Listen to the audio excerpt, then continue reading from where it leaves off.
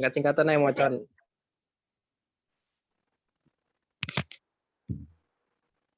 Assalamualaikum warahmatullahi wabarakatuh. Di sini kami akan menjelaskan tentang fermentasi wine, di mana kami dari RRD B2 dengan saya Talita NPM 157 dan partner saya Naufal NPM 158. Yang pertama, pengertian fermentasi. Fermentasi merupakan penguraian gula menjadi alkohol dan CO2 oleh aktivitas mikroorganisme, itu hamir, dan terjadi tanpa suplai udara atau oksigen. Fermentasi sendiri dapat terjadi karena adanya aktivitas mikroba penyebab fermentasi pada substrat anorganik yang sesuai. Selanjutnya ada prinsip-prinsip dari fermentasi. Yang pertama ada murni, yang kedua ada unggul, yang ketiga ada stabil, dan yang kelima ada bukan, dan yang keempat ada bukan patogen. Fermentasi sendiri memiliki beberapa jenis. Yang pertama ada fermentasi karbohidrat, di mana fermentasi karbohidrat adalah kemampuan memfermentasikan karbohidrat dan produk fermentasi yang dihasilkan merupakan ciri yang sangat berguna dalam identifikasi mikroorganisme.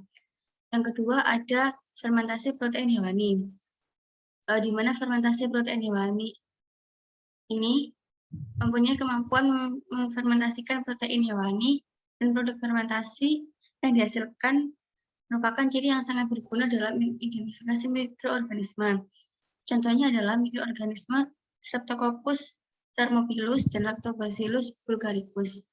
Yang ketiga ada fermentasi protein nabati, di mana mikroorganisme jenis kapang, itu Rhizopus oryzae, yang digunakan untuk menfermentasi kacang kedelai sebagai sumber protein nabati yang menghasilkan tempe yang mempunyai cita rasa yang khas.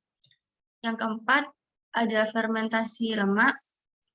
Ini tuh mikroorganisme Streptococcus lactis dan Leptoconostoc ceremoris mempunyai kemampuan memfermentasikan lemak yang menghasilkan produk fermentasi itu berupa margarin dan mentega atau butter. Dan yang terakhir ada fermentasi sayuran. Mikroorganisme jenis Leuconostoc mesenteroides dan dilanjutkan oleh Lactobacillus brevis mempunyai kemampuan untuk memfermentasikan sayuran. Di sini ada pertumbuhan bakteri, di mana itu terdapat 4 fase. Yang pertama, fase lab, ini itu berlangsung selama 5 menit sampai beberapa jam, karena bakteri tidak akan segera membelah diri, tapi mengalami periode adaptasi dengan sejumlah aktivitas metabolik. Yang kedua ini ada fase log. Fase ini tuh pembelahan sel terjadi sangat cepat, yang ditentukan oleh kondisi lingkungan. Selanjutnya ada fase stasioner, di mana nih jumlah bakteri yang mati dan yang hidup itu sama. Dan yang terakhir ada fase penurunan atau fase kematian. Ini tuh ditandai dengan menurunnya jumlah bakteri hidup. Selanjutnya ada pengertian dari wine. Wine merupakan minuman yang berasal dari daerah Mesopotamia yang kemudian menyebar ke berbagai negara di dunia.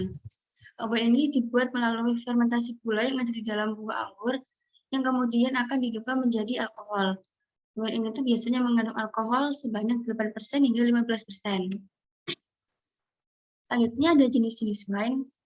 Yang sendiri ada 2 jenis, yang pertama alami dan dessert dan appetizer wine. Wine alami sendiri ini terdapat 2 jenis. Yang pertama ada still wine dan ada sparkling wine. Dan yang kedua dessert dan appetizer wine ini ada 3. Yang pertama ada sweet wine, cerise, dan flavored wine. Ini ada proses pembuatan wine.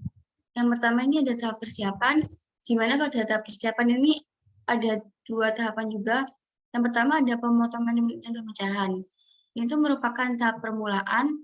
Biasanya itu menghilangkan tangkai-tangkai anggur dan kemudian dilakukan pemecahan bulir-bulir pada buah anggur tersebut.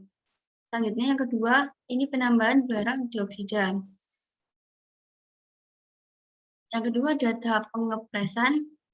Itu kan setelah tangkai buah anggurnya dihilangkan dan dihancurkan, dan setelah penambahan belerang dioksida ke dalam cairan buah, siap dilakukan pengolahan selanjutnya. Cairan buah atau emas dapat disimpan dalam tangki yang besar dan dapat ditambahkan enzim pemecah pektin untuk menghasilkan jaringan-jaringan yang terdapat di dalamnya. Yang ketiga ada proses fermentasi. Ini tuh dilakukan di dalam tangki. Fermentasi hendaknya berlangsung dengan perlahan-lahan, tapi setelah 12 jam sampai 24 jam, fermentasi akan berlangsung dengan cepat. Apabila fermentasi dilakukan di tempat yang sejuk, hilangnya panas dari dalam wadah mungkin cukup untuk memecah naiknya suhu berlebihan pada fermentor. Dan selanjutnya ada proses penuaan. Yaitu wine dibiarkan untuk mengendapkan sel-sel hamil dan suspensi yang lain di bagian dasar wadah. Wine menjadi relatif jernih, kemudian bagian yang jernih dipindahkan dengan pipa perlahan-lahan ke wadah lain. Wadahnya itu terbuat dari kayu, misalnya barel, volumenya itu 60 sampai 50 sampai 60 galon. Selanjutnya ada pengertian starter. Starter adalah populasi mikroba dalam jumlah dan kondisi fisiologis yang siap diinokulasikan pada media fermentasi. Tujuan penambahan starter ini tuh untuk membantu fermentasi agar berjalan lebih cepat dan mengerahkan kepada fermentasi yang lebih sempurna. Dengan fermentasi yang sempurna akan dihasilkan wine dengan kadar alkohol yang sesuai dengan standar. Selanjutnya ada mikroorganisme yang berperan dalam pembuatan wine dan juga reaksinya. Mikroorganisme yang berperan dalam pembuatan wine itu Saccharomyces cerevisiae. Selanjutnya untuk reaksinya itu ada C6H12O6 akan menjadi 2CH3CH2OH dan 2CO2. Untuk faktor-faktor yang mempengaruhi fermentasi wine ini ada 6. Yang pertama ada asam, yang kedua alkohol, yang ketiga mikroba, yang keempat suhu, yang kelima oksigen, dan yang keenam garam.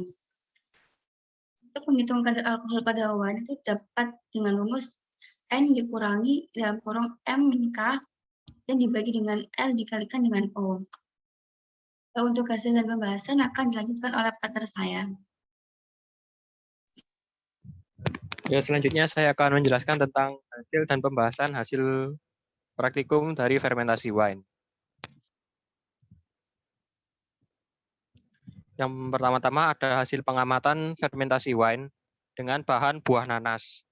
Untuk hari pertama, dia berbau harum, manis, rasanya manis dan berwarna kuning. Tidak ada gelembung, tidak berbusa, dan tidak ada endapan. Pada hari kedua, buah nanas tersebut berbau harum, rasanya manis, dan berwarna kuning. Lalu dalam nanas tersebut ada gelembung dan ada endapan namun tidak berbusa. Untuk hari ketiga, dia memiliki berbau harum, rasanya manis, dan berwarna kuning. Juga sama seperti hari kedua, dia ada gelembung dan ada endapan namun tidak berbusa.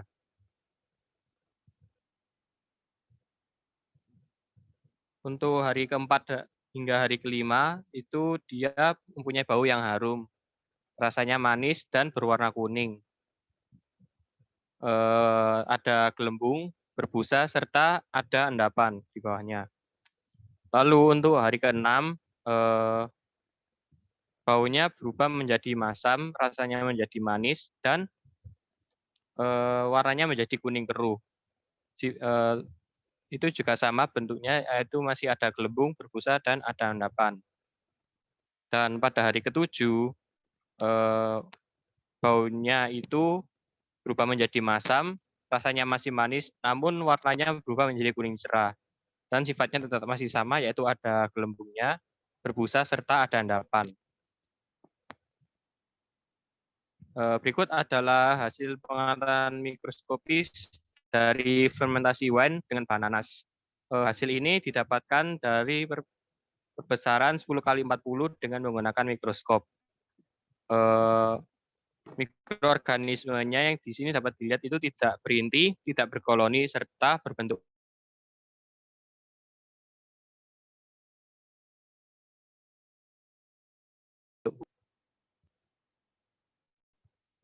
Selanjutnya ada hasil pengamatan fermentasi wine dengan berbagai macam bahan. Dari grup G yang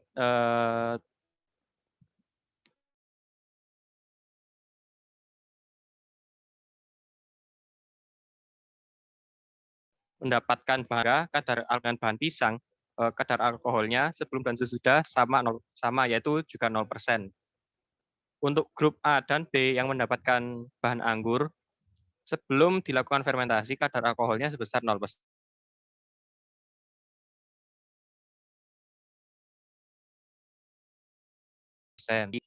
Untuk grup C dan D yang mendapatkan bahan buah nanas, sebelum dilakukan fermentasi, kadar alkoholnya sebesar 0%. Namun apabila sudah dilakukan fermentasi, kadar alkoholnya naik menjadi 8%. Untuk grup E dan F yang mendapatkan bahan pepaya, kadar alkohol sebelum dilakukan fermentasi sebesar 0%. Namun apabila sudah dilakukan fermentasi, kadar alkoholnya naik menjadi 6%.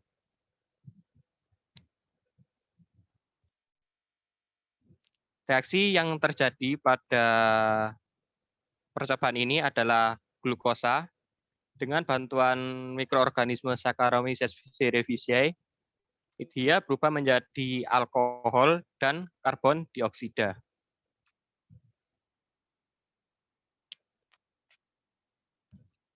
Pada percobaan fermentasi ini menggunakan bahan nanas yang digunakan dalam fermentasi wine.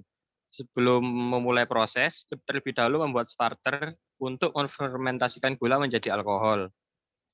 Buah yang akan digunakan itu adalah nanas. Untuk prosedurnya yaitu cuci buah nanas, kemudian dipotong. Setelah itu dihaluskan menggunakan blender, kemudian panaskan dan saring untuk memisahkan sari buah dan ampasnya. Hasil saringan tadi dipindahkan ke dalam botol, lalu tutup botol dan tunggu hingga dingin. Setelah dingin, tambahkan starter dan tutup dengan corong trompet dan plastisin. Fermentasi ini dilakukan selama 7 hari dan setiap harinya diberi nutrisi berupa gula. Setelah 7 hari diuji dengan alkohol meter untuk mengetahui kadar alkoholnya, akhirnya pada fermentasi wine pada nanas ini kadar alkoholnya adalah sebesar 8%.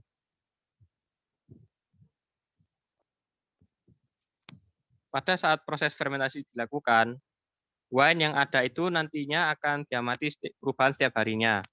Untuk pada hari pertama hingga ke-7, wine itu selalu berbau harum. Pada rasa, dari hari pertama sampai hari keempat, wine selalu memiliki rasa yang manis. Tetapi pada hari kelima hingga ke-7, berubah rasa menjadi rasa masam. Perubahan pada warna yang terjadi pada hari ke-6, di mana sebelumnya memiliki warna kuning, tapi pada hari ke-7 terjadi perubahan menjadi kuning kerut dan selanjutnya berubah warna lagi menjadi kuning cerah. Setelah itu terdapat perubahan yang terlihat dari wine, di mana pada hari pertama tidak terdapat gelembung, tidak berbusa dan tidak ada endapan. Setelah hari kedua, cairan wine menjadi ada gelembung dan ada endapan. Dan pada hari ketiga, cairan wine menjadi berbusa. Sampai pada akhirnya, hari terakhir, wine terus memiliki gelembung, berbusa, dan ada endapan. Setelah proses fermentasi selesai, dilakukan pengukuran kadar alkohol dengan alkohol meter, dan didapatkan kadar sebesar 8% pada wine hasil fermentasi. Yang dimana hasil tersebut berbeda dengan hari pertama yang tidak ada kadar alkohol sama sekali. Pada praktikum ini juga dilakukan pengamatan mikroskopis pada mikroba, di mana mikroorganisme yang terlihat itu berbentuk kokus, tidak berkoloni, dan tidak berinti sel. Berdasarkan hasil percobaan, diperoleh hasil fermentasi wine dari buah apel selama 7 hari, menghasilkan rasa masam, bau harum, dan warna kuning cerah. Masam yang dihasilkan dari wine ini diakibatkan dari khamir Saccharomyces.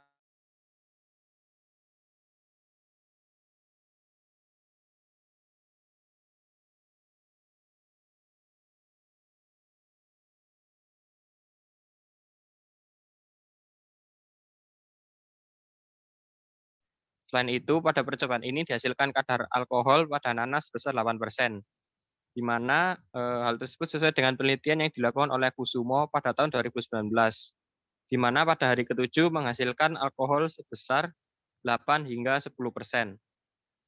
Berdasarkan peraturan dari SNI, untuk produksi minuman wine pada SNI 0140181996 menyatakan bahwa kadar alkohol itu sudah sesuai dengan SNI, yaitu sebesar 7 hingga 20%. Hal tersebut menunjukkan bahwa hasil percobaan ini telah sesuai mutu dan keamanan dari SNI. Lalu terakhir ada beberapa faktor yang mempengaruhi hasil fermentasi wine. Ada suhu, konsentrasi gula, pH, dan penambahan starter. Menurut penelitian dari Lohana Pesci pada tahun 2017, di mana gula sangat berpengaruh dalam fermentasi pembuatan wine, karena gula merupakan konsumsi bagi mikroba yang ada pada pembuatan fermentasi wine yang berpotensi menjadi substrat. Selain kandungan gula, faktor lain yang berpengaruh terhadap kualitas fermentasi adalah starter hamir yang digunakan. Hamir memegang peran penting dalam fermentasi wine yang sangat berpengaruh terhadap kualitas dan flavor pada produk akhir. Sekian presentasi dari grup D sesi D2. Mohon maaf apabila ada kesalahan. Wassalamualaikum warahmatullahi wabarakatuh.